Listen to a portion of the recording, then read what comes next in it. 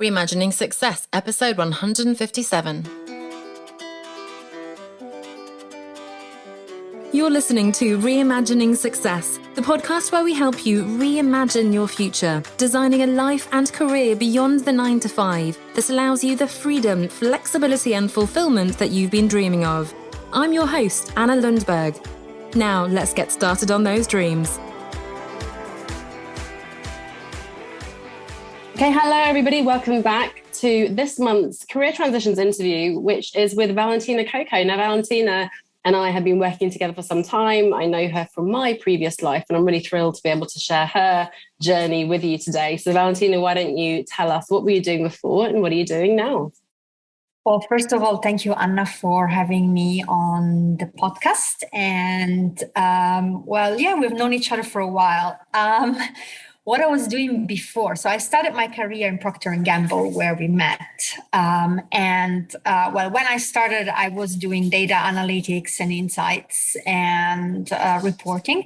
And then I transitioned more into a corporate finance role. So for about 15 plus, almost 17 years, I've had different positions and different roles, of course, at different level, the famous corporate ladder in finance, in corporate finance, planning and analysis, supply chain finance, operations, and all of that in different corporations, usually mid to big size American-based corporations here in Switzerland or abroad for a while as well.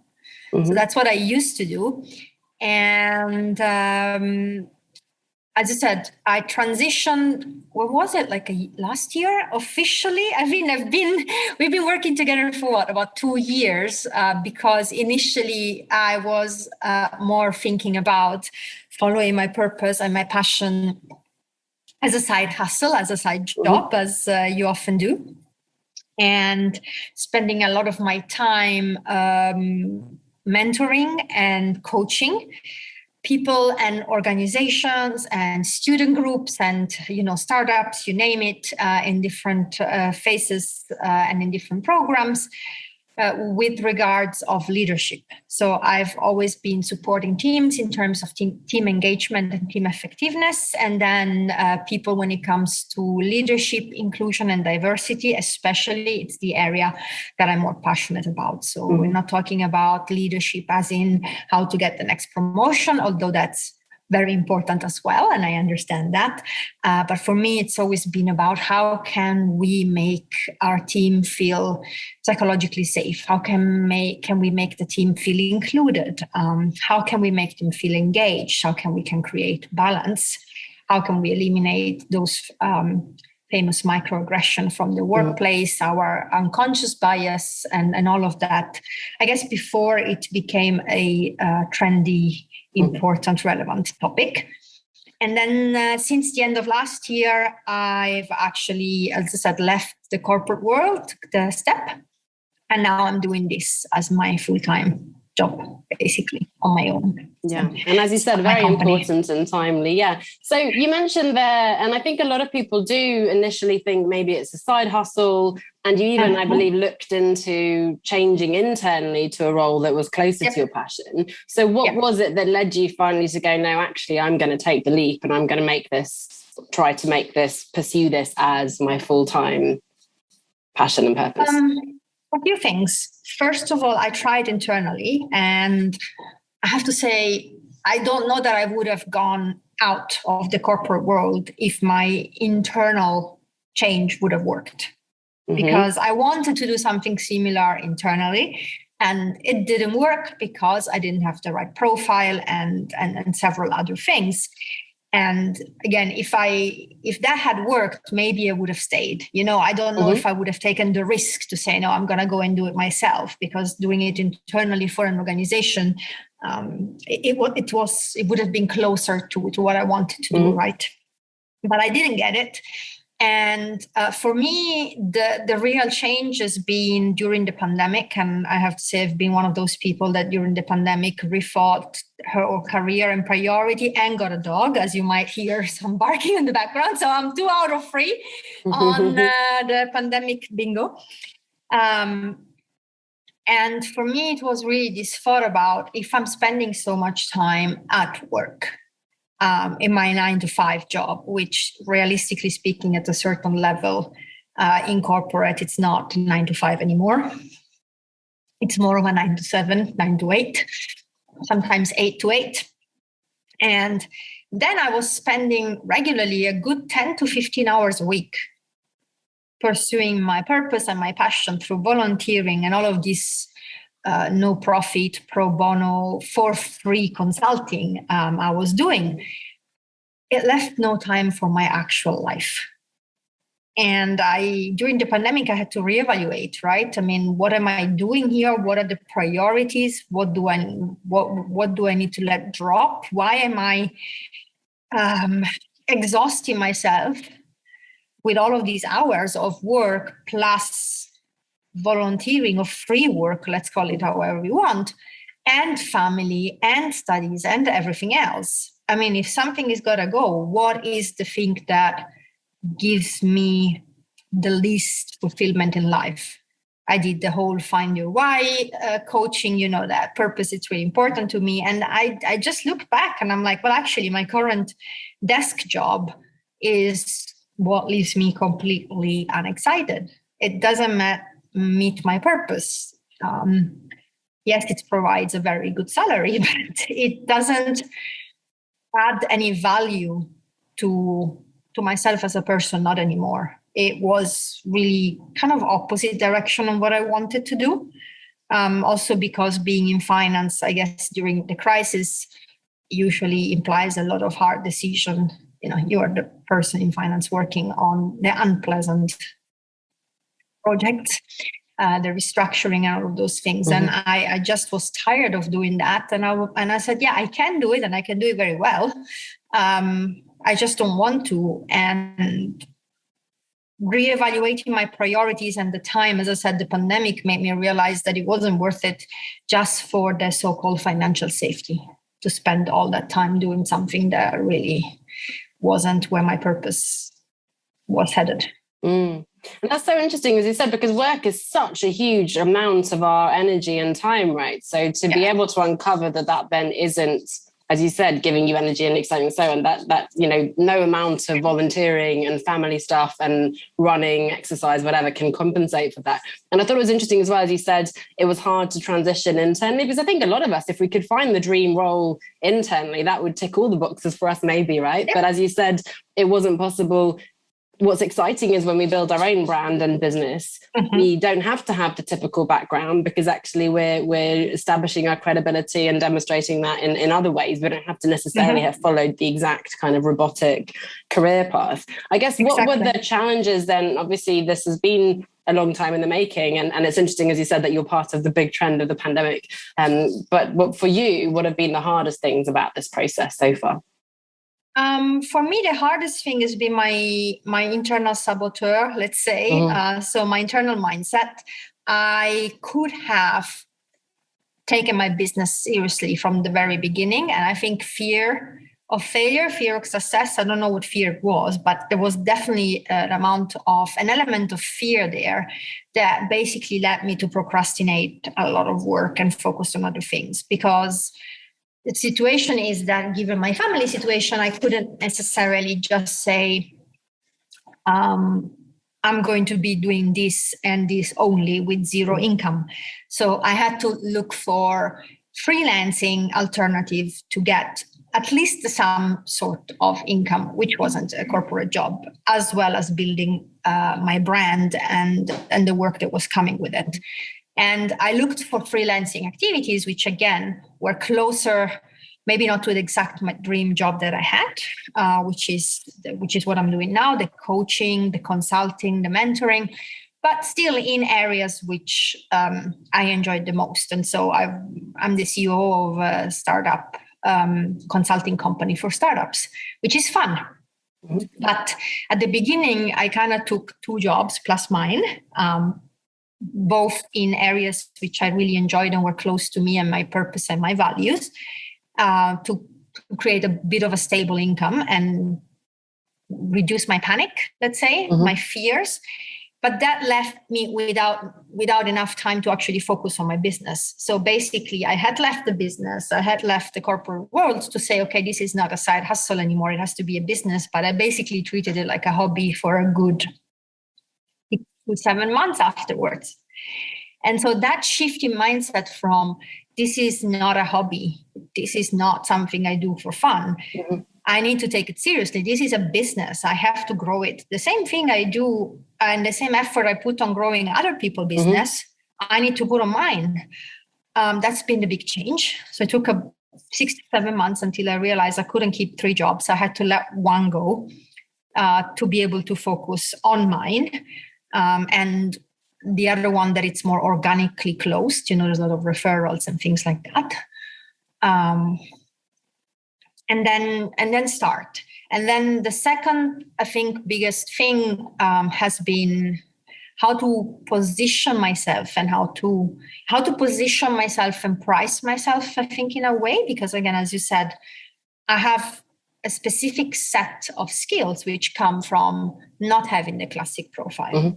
I don't have the classic profile of the diversity consultants that know about psychology of people and teams, or sociology or HR laws or things like that. My knowledge is in, yes, team management and strategy. I do have my MBA and all of these things, right? But mostly it's from mental health, self first aid courses that I did. It's from managing teams. It's from leading teams. It's from my own experience. It's from ad hoc courses I took here and there. And then I tried them on other people in those pro bono and free assignments I was doing, right? So how do you quantify that experience? How do you price it? How do you compare yourself to other agencies that maybe have 50 years experience in HR or in people and communication? And what I do, it's not exactly that. So finding that niche as well as finding the way to communicate and understand what is worth. It's been a really steep curve, let's say. There are always the two sides, aren't they? Because there's the amazing, distinct uniqueness of you because you have that background, as you said, which means that there's no path to follow because you are kind of pioneering by definition, which makes you completely unique and worth so much. But at the same time, because there is no kind of blueprint to follow, you can't just look to other people and so on, and that makes it hard. And as you said, that kind of catch-22 of I either have the stable income but no time, or I have a lot of time but not the income. And we think maybe we've taken that decision once to leave the job, but as you say, we quickly latch on to other work, which is good because we need that stability in order to have the creativity and the freedom. But then how do we navigate those choices to balance the purpose with the fun, with the money and so on, right? So I think that's something that will resonate with a lot of people as well, and certainly has for me. And of course, it's something we work on in the accelerator. Yeah. With this internal saboteur and these challenges you've had, how have you found the support and the strength to overcome those things and to continue and to learn from that and to move on with the business? Well, mostly through groups and coaching. Mm-hmm. I mean, to be honest, there were moments where I was about, and there were moments where I was about give up. And mm-hmm. I don't know how many WhatsApp messages you got from me saying this makes no sense and I will never succeed, mm-hmm. and I don't know what I'm doing and I'm going to give up. And the answer was take a breath and reevaluate, and one step at a time, mm-hmm. and it's not going to work tomorrow. And, just because it's taking mm-hmm. longer, and have you really done this and that? So I think community has been really good. I mean, having the coaching and the support, it's been great. I think without, I wouldn't have done it. Mm-hmm. I would have given up.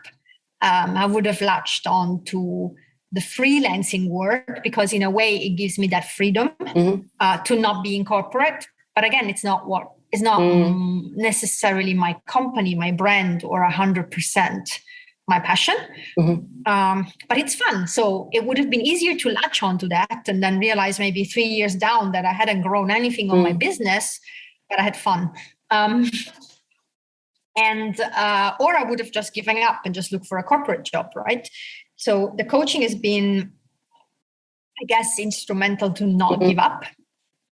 And the group, and by the group, I mean the people in our group, in the incubator and the accelerator group, knowing that I'm not the only person that is struggling, knowing that sometimes I can share the struggles, because the struggles I had 2 months ago and that I have not yet overcome, but I'm working towards, or I'm working to improve, are the struggles someone else is having. And so, even that little bit of progress that I've made can help someone else. For me, it's really powerful and really important, because I see the connection. I see that other people got successful with their definition of success after some time and some years. And even the people I look up to and I admire, and you introduced me to actually 1 or 2 of them that I was following on Instagram and things like that, had similar struggle at the beginning. So, not all hope is lost, as you say. And then that's it. Just, sometimes it's as simple as having the accountability. I think for me, yes, I'm a very self-driven person. I can give myself my own deadlines and stick to it. At the same time, I feel like after 15, 16, 17 years in corporate, when you really have to do something which is either something you don't like, and I'm open here, I don't like all of the aspects of running a business. My dream is to make enough money so that eventually I can outsource some of the aspects of running the business, which are really not what I enjoy doing. Marketing. No, I'm not going to say it, but no. But we all have different zones of genius. It's okay. We all have an area of geniuses, and some stuff it's just like maybe it's also a limiting belief. I never see myself as a marketer or whatever, but I don't necessarily love all of it. And I think there is the corporate mindset that comes, which is, you've got a deadline and you've committed to this deadline to someone, so you have to do it. But if that someone is just me, when it's about giving up hard times or things which I don't necessarily enjoy doing it's easier to find reasons not to do it. Oh, I'm really busy with that other contract, or I'm really busy here and there. But then having a coach or having an accountability partner or something like that gives me that kick that says, well, I never blew off a deadline when I was in corporate. I'm not going to not do the homework because I don't like it. I think it stays with you a bit that you have a deadline that comes from above and you do it even if you don't like it, as opposed to maybe some people which are more entrepreneur and 100% self-driven and self-motivated. I'm not like that. I do need that accountability, that line from outside to motivate me when there's things which I don't enjoy or are difficult for me. There is that external accountability and sounding board. And then, as you said, what I hear from a lot of people is that they miss the team from working in an organization and having those mentors and coaches around you, because that's inevitably built into an organization, right? I worked with marketing directors who had decades of experience. So I think we forget and we somehow take the leap because we want the freedom and so on. But it's so valuable to surround ourselves with those people and to kind of recreate some of those structures that were working. Yep. With the changes you made, and I know you said you kind of really reevaluated everything during the pandemic. What is the best part of the changes you've made so far? What are you really enjoying about the lifestyle? That I can go running in the middle of the day whenever I want, and I don't have to schedule my runs and my marathon training at 4:00 in the morning or whatever it is, because I can just take a break when I need to go for 2 or 3 hours. And as long as I'm upfront with the client and I just schedule the calls at a different time, nobody's going to be wondering where I am. The things are getting done, which they always did even before, right? And so that it's fun, I have to say. I'm also enjoying the flexibility and the lack of stress from managing the household and the work. And I think this is something which I think impacts maybe more mothers or single parents than others. I don't know, whoever is the main caretaker in the house. So I don't want to be biased here, but if you are the main caretaker of your kids, or your kid in my case, or you're a single parent, I feel like no matter how flexible your workplace says that they are, your company or is, when you get the call from the daycare or the school that your kid is sick and you have to go pick them up, and you are in the middle of you have a budget, you have a day, you need to ask if you can leave the office, all of that, or they're sick and you can't go into work and you need to ask if you can stay at home. You may have the most flexible workplace ever. You still have that degree of stress because it's still up to someone else to decide, right? And are you then looking less engaged than other employees which don't have this type of problems with the family and things like that? And right now I don't have to, report to anybody on this. Most of my clients are anyway remote. But even the ones which are in town, if I tell them tomorrow we're going to have the meeting remote, sorry, I can't meet you, they don't need to know if my daughter is sick. They don't care necessarily. The work is getting done as it was even before. But that anxiety level of, oh my God, it's winter. If one person gets sick, my whole work week is going to get thrown off. I don't have that. And so it's a lot easier for me to manage that. And then I think, just as you said, for me, especially because it's such a different type of work. Yes, there is a certain satisfaction of finishing a finance project or closing a budget. But for me personally, it's completely different that when I can run a good workshop with a company about inclusive hiring practices. And then I see how they're running their interview for the next position open, and how they've changed their job descriptions and how they're behaving towards the employees and the change that it's bringing. It's a different level of satisfaction and impact that I see. And that gives me the motivation to just, keep going. Without meaning to do so, you've touched on the three things I always talk about: the freedom, the flexibility, and the fulfillment. So it's, the fulfilling work, the freedom to run your day, and the flexibility. There's so much important work, and I'm following so many people now here in the UK working on flex appeal and flexibility, and there are changes being made. But as you say, we'll never have that full autonomy and freedom, and to be able to set our own boundaries, to not have that guilt and so on that comes with really managing our own time, our business, and choosing clients who respect those boundaries as well. What advice would you give to someone who's maybe a few steps behind you, who is thinking of giving up, who doesn't see the potential of going all in with their business? What could you give them in terms of advice that they don't give up, so that they follow their dream as you have? I would say get a coach. Call Anna. I didn't tell her to say that. No, she didn't tell me to say that. But call Anna. And or if the time zone doesn't work, which I don't think that happens ever, but whatever you want to do. What I'm saying is get support. Yeah. Because sometimes the reason why you think it's not working, it's not because it's not working. It's not because the concept is not working. Maybe it's the marketing. Maybe it's the words you're using. Maybe I had a good concept and I was putting it out there in a way that was making my main target ideal client, as we call it, completely defensive. And so they would have never, ever clicked on that, find out more about this, because just the way I was talking about it was rubbing them in the wrong way. Again, as I said before, I'm not the marketeer. But again, maybe it's not your concept that's not working. So get a coach, get somebody that can help you with the steps of your business. It's not, one of my other coaches used to say, we eat an elephant a piece at a time. Love it. It feels overwhelming, but it's not. And again, having an expert that can help you fix the things that are not working, your copy, your message, maybe the client, the niche, whatever it is,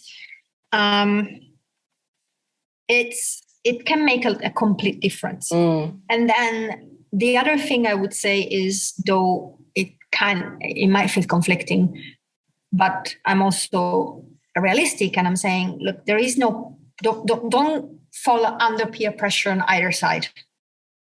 Meaning, there is a lot of talk about entrepreneurship these days because of the crisis, because of whatever, it feels like when I go on social media, on Twitter, on women networks, everybody is an entrepreneur right now, right? And sometimes you can feel like you're not a real entrepreneur if you're not dropping your job, your side project, your freelancing, whatever else you're doing, and going 100% in and, I don't know, eating ramen noodle.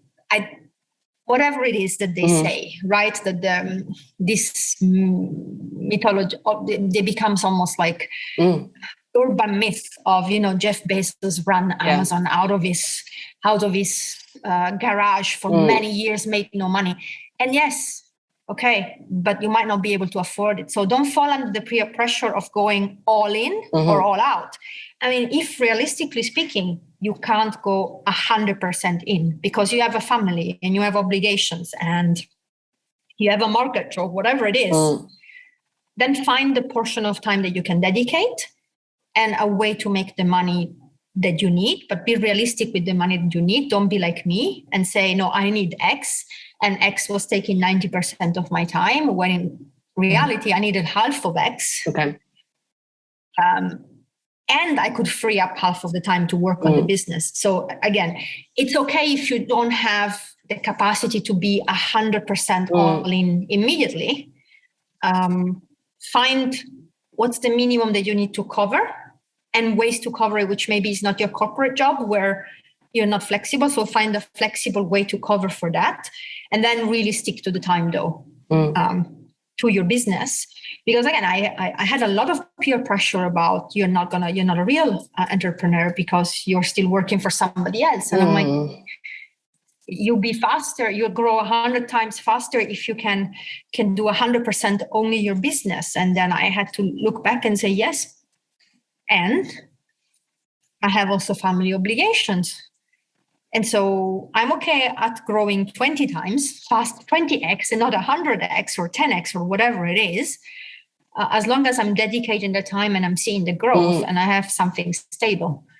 My mistake was that, as I said, I wasn't dedicating the time, but I also had to go against that kind of bias and mental limitation and peer pressure that if I don't do it 100%, I'm not a real business person. I'm like, no, I am.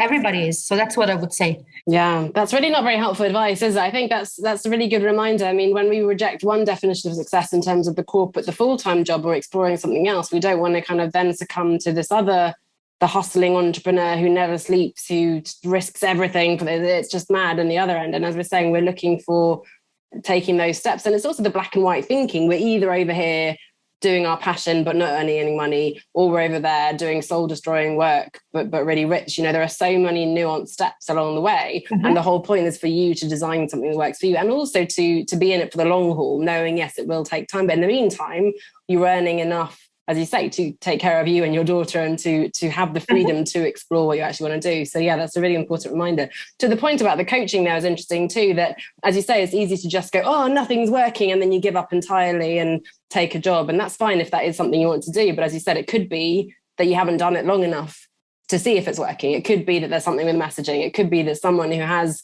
is a few steps ahead of you, at least can see that externally. So that's an important reminder too. So don't give up just because, we've talked about this. We do one webinar and we don't quite get as much as we hoped, but, do another webinar or tweak the messaging, try again, and so on. So really good advice there. Thank you so much. So Valentina, please go ahead. No, I was just saying, or you do a webinar and you get absolutely zero. That's also happening, and it's happened, and it's okay. And it's learning, as I was told. So please don't be like me and don't call your coach crying after you do your webinar and you have zero signups for the first time. It's normal.